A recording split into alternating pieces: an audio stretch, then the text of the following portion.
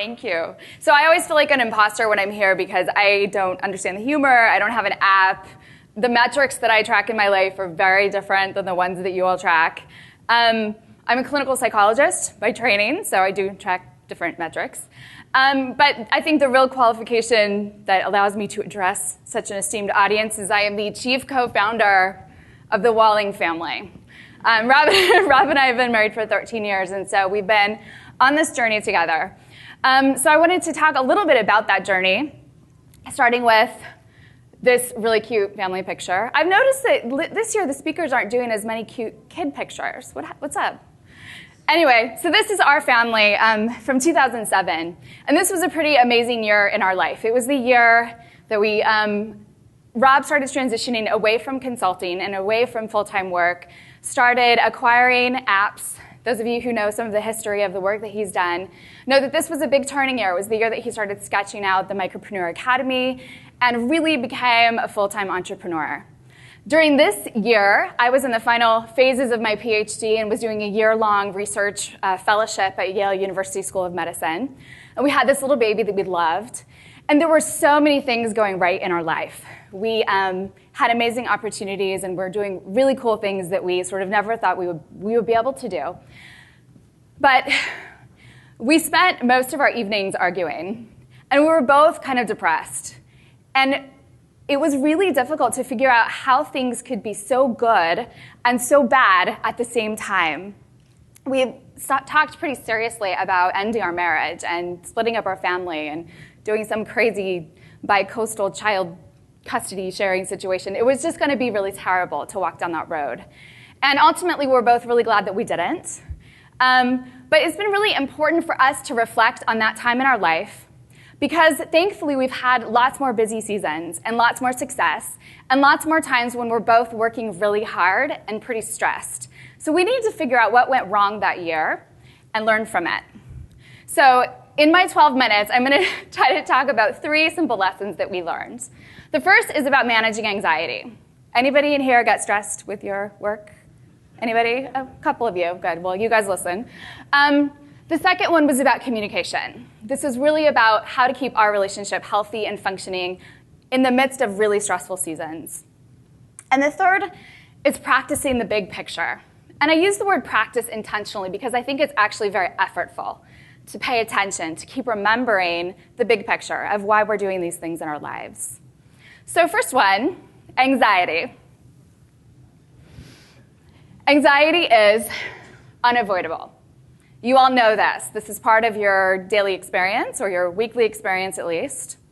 Anxiety is also, thankfully, fairly useful. It's pretty motivational. But this is where my psychology training comes in, and I can say this with a lot of certainty, and I'm not even exaggerating. Anxiety can be pretty deadly. It can cause serious problems to your health and your well-being if it's not managed effectively. So anxiety in the launch, let me put my academic hat on really quick. Looking at this research literature, and there is some literature that looks particularly at entrepreneurs and their experiences. So one fairly large-scale study found that first-time entrepreneurs and their spouses were more likely to be treated with anxiety medication than people who are working a 9-to-5 job. So their anxiety, the anxiety that entrepreneurs were carrying around was qualitatively different than the anxiety of people working in different kinds of jobs. Secondly, entrepreneurs reported higher workload-related stress. So they felt like they had way more to do than people in a variety of other kinds of jobs, in white-collar, blue-collar, and professional positions. So this experience of launching a product, of doing a startup, of founding a company is qualitatively different. It is anxiety-provoking in a different way than other people who are doing, other kinds of work. So this just affirms what we all know, which is what research often does. It's sort of like, duh, we know that we're anxious. But thankfully, it's not all bad news. There's this old research study, and some of you may be familiar with it. It's from like 1908. It's a really old study. It's called the Yerkes-Dodson law. It's been replicated lots of times in lots of different populations. And it's looking at the relationship between arousal, in this case anxiety, and performance. And what you'll see is that there's an optimal, do I have a pointer? Yes, I do. This sort of moderate anxiety level is actually related to optimal performance. You need to be a bit anxious. It's anxiety that made me practice my talk, review my slides, make sure there weren't any lame typos. But if your anxiety is too low, then you might get a little sloppy. You might get a little lazy and may not pay attention to the details that you need to pay attention to in order to perform optimally. But here on the other end, on the high arousal spectrum, anxiety floods you, and you can't function effectively. And this is where we need to be mindful of the role that anxiety can play, or the toll that it can take on your work. Let's see. Okay, so unmanaged anxiety, anxiety at that upper end of the spectrum, damages creativity, concentration, organization, problem solving, and communication skills, all things that you need if you're going to be successful in your work, in your startup. Unmanaged anxiety also is fairly strongly linked to a number of health problems. And finally, anxiety that gets really out of control is linked to some pretty serious problems, like family violence, addiction, and increased risk for suicide. This is my work. This is the area that I know well. And I know that the things on this bottom slide may feel like very distant from your personal experience, but these are problems that are related to lots of families from lots of different socioeconomic levels, lots of different backgrounds. So these are things that, if you're not careful, are possible in many of our lives. So the message here is anxiety is manage it, don't let it manage you. And I know there's an emphasis here at MicroConf of being pretty actionable, so I'm going to try to do that. Some simple strategies for managing anxiety. The first one is to notice it. Anxiety is accompanied by a set of pretty specific physiological symptoms. You don't sleep well, you have trouble concentrating, your breath is shallow and fast, your heart races faster, your muscles are tense. You can feel it in your body once you start paying attention. And it's important to be able to do that because that will allow you to catch it early and know, oh, I'm not doing so well. I need to take some intervention before my anxiety increases to a level where it's going to be counterproductive. The second one, don't roll your eyes at me. This is not just yoga. But one of the most effective strategies for managing anxiety in the moment, for calming yourself down pretty quickly, is to breathe, to control your breath, to slow it down, to take a few calm, slow breaths before you go into a difficult conversation, before you get on the stage to speak, before you do something that's likely to spike your anxiety. Anxiety is very physiological. It happens in your body. And this is one way to quickly, simply counter that experience in the moment. Another one, keep track of what's going well. This is especially in the phase of a startup when there are a lot of moving parts. There's a lot of mini failures that go into any successful business. I think it's important to really pay attention every day to the simple things in your life that are going well. I'm borrowing this from an old Ignatian spiritual practice called the Examen, in which at the end of each day, someone takes a moment to reflect on what was life-giving that day, what went well, what was their best moment of the day, and what was not life-giving, what sucked from that day. And keeping track of those two allows you to actually maximize what goes well and give you some insight into what you might need to remove from your life if it's possible. I think also doing this helps you realize that there are lots of little successes along the way. Because it's the ongoing to-do list, the to-do list that's never done, that you go to bed with each night, and you're sort of stressed every minute that you're thinking about all the things that are undone. Countering that feeling with a few positive things that have gone well is important. Eliminate unnecessary stressors. We have had someone help us clean our house since I was pregnant with Finn, so 7 years ago. And I was in graduate school, and we didn't necessarily have a lot of money, but it was really important because we can't live in chaos, and we were both really busy. And this has probably been one of our marriage savers. Getting help with household work, getting help with childcare, getting help with your lawn, things like that are actually a wise investment in your business. I like to say, how do I say it? now that I'm quoting myself. So hiring a housekeeper is cheaper than therapy, and therapy is cheaper than divorce. So just sort of keep that to yourself. Another really important part of managing anxiety is getting support. Whether that's really talking with your spouse about what's going on, your partner. I sometimes walk through the house when Rob is on his phone calls with his mastermind group, and it's like group therapy, honestly. They cheer each other on. They're like really helpful to each other. They give practical advice and feedback. But that group of people helps him carry the load in a way that I can't, in a way that someone who's directly co-founding or working as a partner with him can't. But they provide a lot of cheerleading and support, and it's so important to have people in your life who can do that for you. And really, if this is an area where you struggle a lot, where your anxiety often might lead you to make questionable decisions, or where you're feeling like you're chronically short-tempered with your family, where it's really causing some problems in your life, I would recommend seeing a therapist. We're not all that scary. And finally, on this slide, take care of yourself. I've given talks like this to lots of different groups, to physicians, to police officers, to other kinds of first responders, to people in the military. And everybody's like, yeah, that's good for other people, that whole sleep, nutrition, and exercise thing. We all think we're exempt from these things, and none of us are.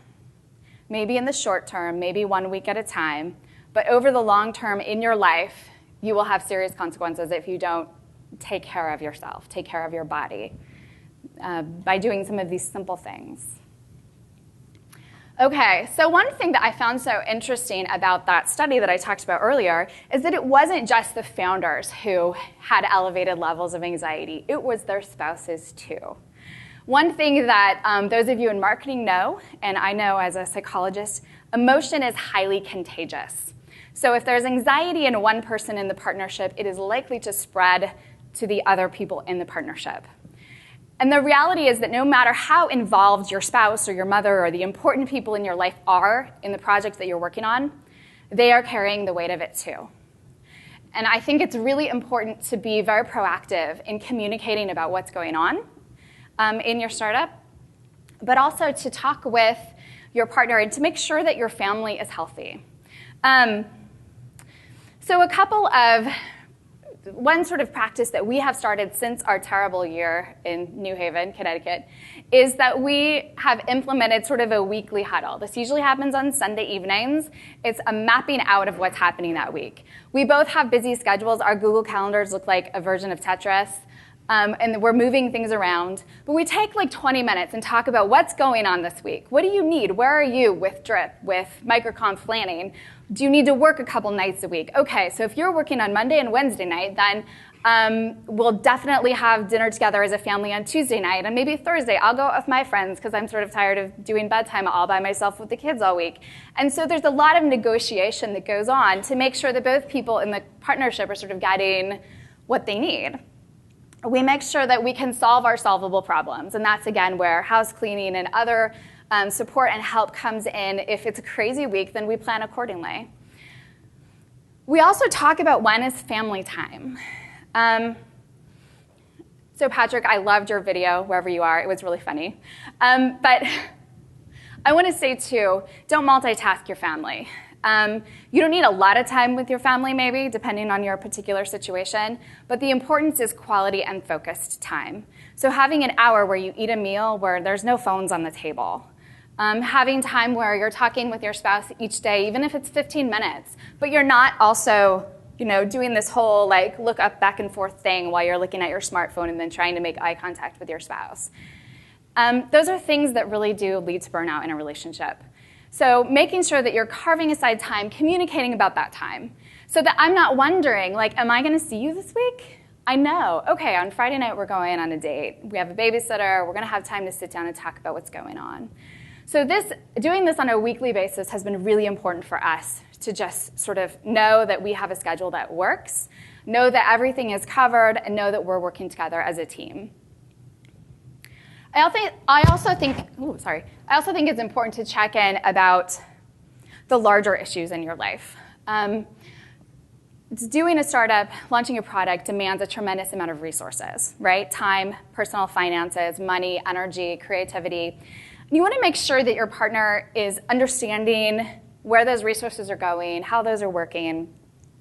Families do this in lots of different ways. If you listen to the 200th episode of Texting, you'll hear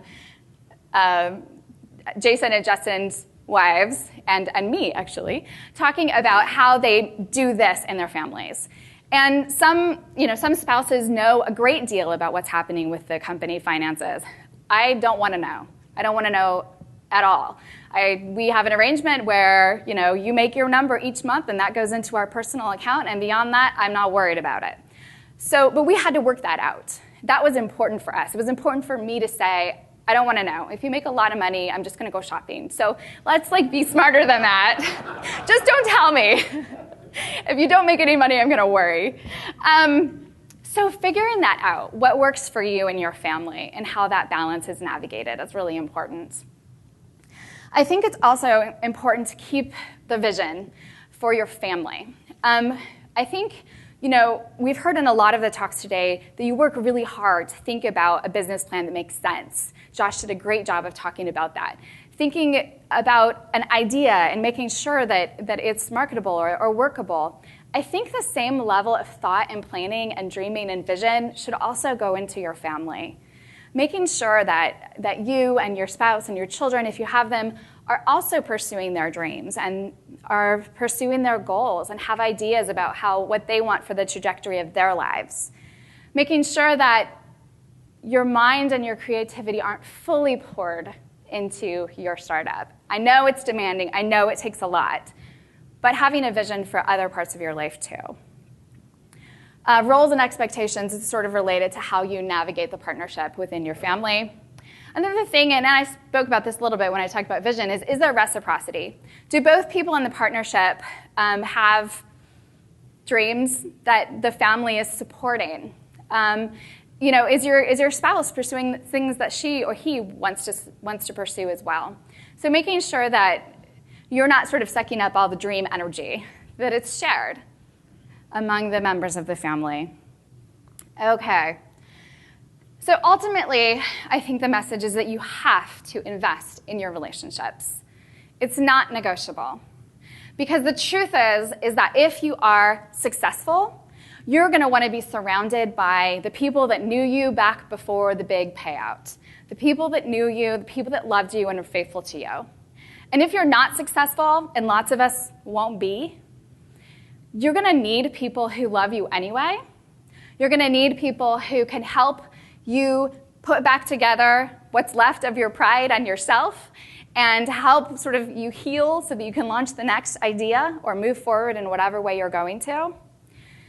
You want to remember that there is more to your life than this work. And that this work, for most of you, most of the people in this room that I've talked to, you're pursuing these entrepreneurial ideas because you want a certain kind of life. You want a life where you make the decisions, where you're creative, where you're innovative, where you make a mark, where you decide your vacation policy, where you work for yourself. And remembering that, why you're doing it.